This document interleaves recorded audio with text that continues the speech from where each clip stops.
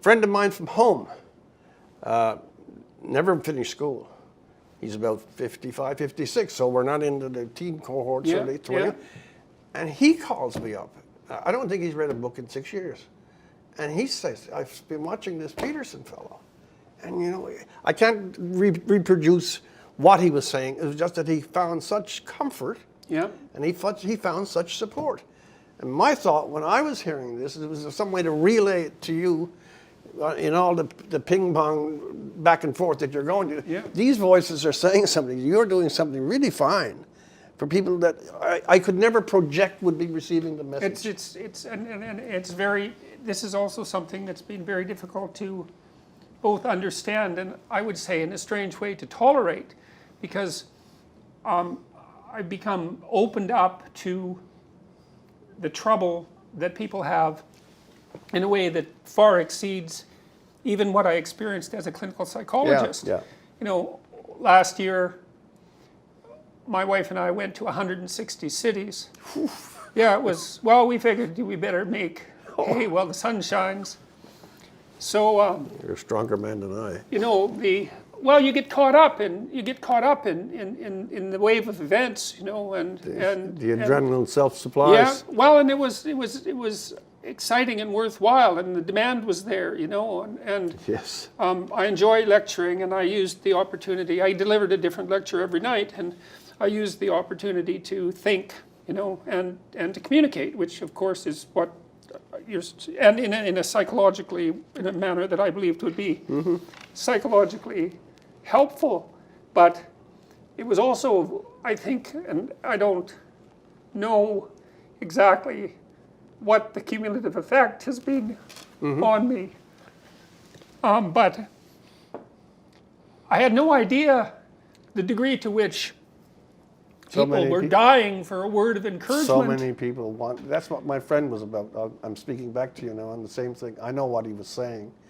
He had felt no soft rain for a long, long time. Yeah. And he was in this camp of the truly neglected. Yeah, yeah. You're uneducated, you're not particularly sophisticated, you got a low-paying job. Who gives a fuck about you? Yeah. And then someone is out there of stature and credibility, and this guy who would never be in your circle. Never. Yeah. You send an echo ping to him, and he was calling me to say, "My God, this is so good." So, allow yourself to feel good. Yeah. Well, the funny thing is that it doesn't feel good. You know, and that might be a reflection of my general state of mind, which is very unsettled at the moment for the reasons that I told you, and well, because of all of everything that's happened over the last few years, but to get a taste of the depth of despair that can be ameliorated with not much more than, you know, some words of encouragement, some statement that, you know, you as a human being aren't intrinsically worthless, and that you have a spirit worth preserving, and that the things that you do in your life that you do correctly are important. It's like people are literally dying for lack of that, and I mean that. No, I know. Honestly, I don't know how many people have told me, and these are very hard things to hear.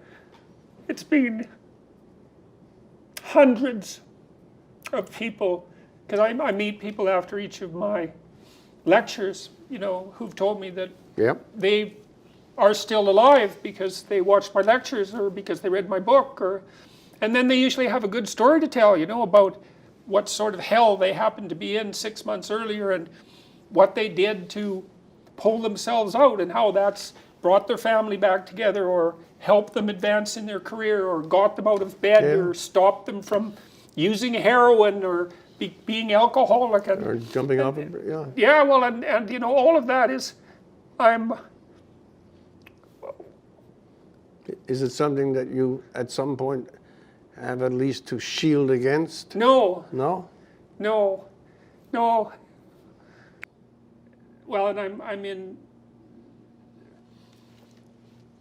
these interviews, and more frequently, I've tended to get emotional, and the reason for that is the health problems that are plaguing my family, at least in part. Yes, I understand. So that makes me more much more Susceptible. fragile than I should otherwise be, despite my exhortations to people to, bear their cross.